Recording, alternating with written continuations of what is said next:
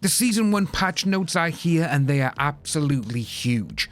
I won't be going over the multiplayer or the campaign notes, as this will purely be a zombies update video.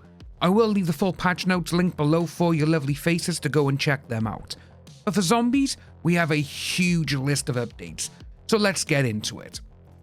So zombies, first of all we are going to start with the maps, and the first thing we have is that Terminus seems to have had quite a few updates for it. They've addressed an issue where diffuse progress was sometimes not saved if the player stopped diffusing during the Apocalypse Protocol main quest step. They've also addressed an issue where if you threw a Casimir and you jumped through it after completing the main Easter egg, you would be teleported to the boss arena and you would instantly die, because that is classed as out of bounds once that part is finished. They've also addressed an issue where loading into a saved game after unlocking the Pack-a-Punch machine could cause some doors to have inconsistent collision. They've also addressed an issue during the main quest where connecting both node connectors at the same time would cause overlapping voice lines. And they've also changed the location of the ammo cache on the seaside path. For this part here, this is between Deadshot and where PhD Flopper is, so when you come down from the main dead gun, it's just round the corner. Personally, I could probably think they'll probably move this either a bit further along towards Deadshot or the other side of it, and more towards the dead gun, because that's where a lot of people seem to be training their zombies. Well, that's where I do. As you can see in this video, now around by here, this is probably where I think we will probably get the ammo cache, coming back from the right hand side, down there, and putting it over here instead. Now onto Liberty Falls, they have updated the first Mangler whose arm is blown off to always drop a Mangler cannon, instead of only the first Mangler that spawns. This has been an issue if you're trying to build the jet gun, where obviously with a Mangler cannon, you want to get it as quickly as you can, and they've updated that now, which is actually a lot better. And they've also resolved an issue where Blanchard would not be present during some of the voice lines. Moving on, we actually have some updates now to the assault rifles. But as you can see, we got the Ames 85, which has been adjusted. Before base Pack-a-Punch, it was this, and now the post-patch. The bullet damage, the critical multiplier, and the critical damage, they've all gone up. The AK-74, that has also gone up quite a bit for bullet damage. The AS Valve, this has only gone up 3 points for the bullet damage, but that's actually going to be quite well. We got the Model L, which has gone up in every single part, actually. It was actually, the critical damage has gone up quite significant, but fingers crossed the L will stay a little bit more damaging. And here we have the gun of choice for me, which is the XM4. This one, it's gone up quite a bit, and I'm really happy for that, for the bullet damage and the critical damage. We also got the GPR 91 and some launcher adjustments as well.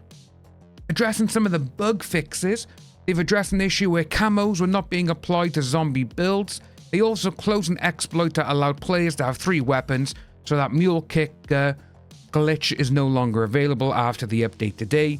They've also addressed an issue where World by Rarity would reset when loading into a save. I actually had this happen to me the other day.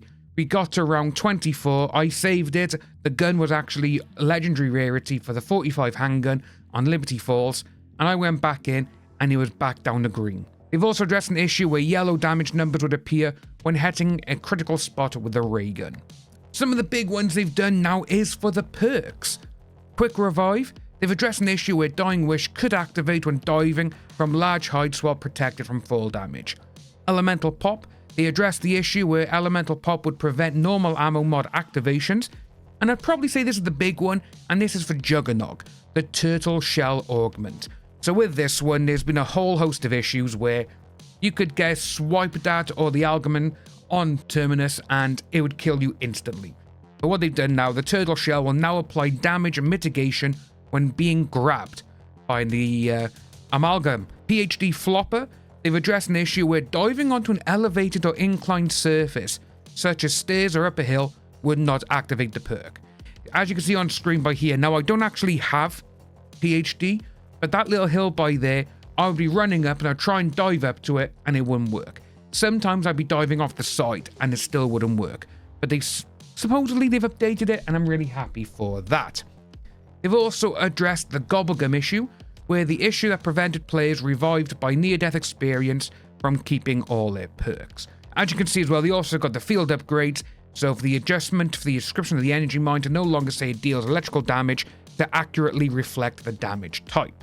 The dark flare's gone from 25 to 40% of the base zombies, and also the extra charge on field upgrades would be lost when loading a save. Support, they've addressed an issue that could cause the mutant injection to end early when near water, and also the issue that allowed the player to pick up a sentry turret while using the mutant injection. And they've also reduced self-damage from the LDBR. So for that one there, we actually haven't got any information on how much self-damage has been reduced. But it's not that much, obviously, if you don't get directly hit, but I'm assuming they've probably brought that down by about 3 to 5%, that's what I'm guessing. For enemies now, they've addressed the issue where zombies charmed with brain rot could prevent the player from completing an exfil. They've addressed an issue where loading a save would disable the rampage inducer if it was active. And they've also done this now on Terminus, which this one by here is the map I play the most. They've addressed an issue where really the round would not end after killing all zombies, where the amalgam could grab the player while slowed. They've addressed an issue where they could pull players into walls, causing them to get stuck, and also an issue where diving while being hit by knockback from Patient 13 could push the player further than intended. Liberty Falls, they've addressed an issue that prevented the abomination from spawning inside the bowling alley. This was actually a huge area of where a lot of people would be just grinding for camos, and in there you wouldn't have the abomination, which would be so much easier for people. All you'd have is obviously the zombies, the armored ones, and the manglers. And they've also addressed the issue where the abomination could fire off a beam attack before leaving a spawn closet.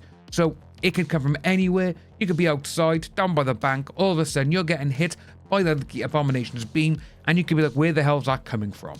But they've addressed that now as well.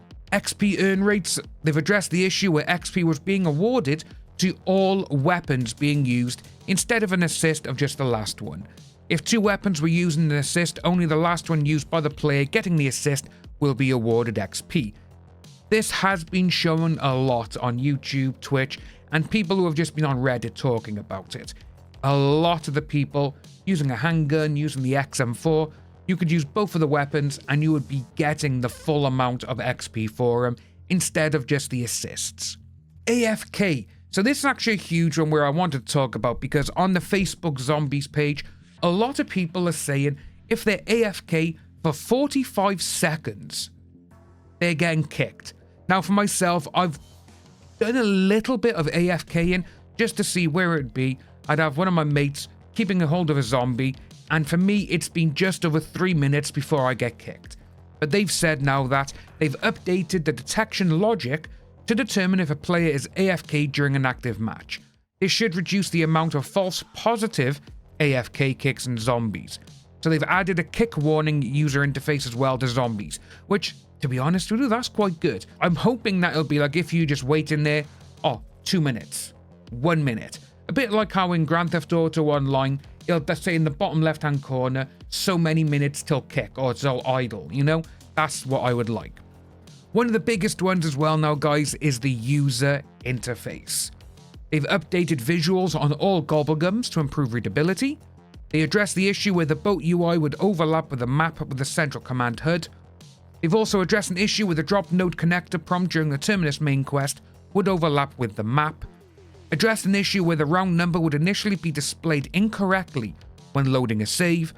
Addressed an issue where the weapon stats on the AAR would show the loadout players started with instead of the loadout they ended with. There was also some issues where some items would show the wrong text on the TAC map when pinged, and they've removed multiplayer information from the melee weapons description. Also added the highest round icon to the AAR when reaching a new personal highest round. That one to me is actually quite good because I'm actually looking forward to that. And they've added notification on picking up intel and added a timer to the scoreboard. So those are actually really good ones, because when you're thinking about it and it's like, right, okay then, we need to see what the highest round is. At the moment, when you start a game, it'll be in the bottom right saying how many kills, your highest round, and how many times you've exfilled. Now seeing it on there that if you've reached a new personal best, it'll prompt on screen. I love that. One of the issues I've seen as well going around online is that the graphics for the PS4, and we've seen issues now where some graphics and effects are not rendering. There's a video online of which is absolutely just crazy to even think about, where someone's in a chopper gunner and the chopper gunner looks like it's on the PS2. It's absolutely terrible. But they've said here though that they've addressed the issue on PS4 with some effects would stop rendering at a higher round. They've addressed an issue with some effects for the mutant injection not working when sprinting. They've also addressed the issue where the character effects from Brutus would be present during the injection, and on Liberty Falls, an issue where some damaged vehicles would not have smoke effects. To be honest with you, not much there. The biggest one is for the PS4, so the graphics, they would actually still render now at the higher rounds. Last but not least, we do have the stability. They've addressed an issue where the game could crash when attempting to start a solo match after playing in split screen, and they've addressed an issue where sometimes the players would be unable to save and quit with the error. The game failed to save for an unknown reason, try again later. That one there, Mr. Waffles, he's had that one quite a few times, and some of them actually happened when he was doing his massive 12 to 15 hour streams, and he's like, how am I going to do this now? But that's what we got there, guys. Like I say, it is today. We do have Season 1 dropping. The download is already out for the PlayStation 5, so go and get it. But we are only mere hours away, guys, from this dropping. It's 2 PM here in the UK. We got 3, maybe 4 hours maximum until it drops. It's either 5 PM or 6 PM UK time. I'm not quite sure, but when it does, we will be there, and I cannot wait. Hope you enjoy the season, guys, and I'll see you soon.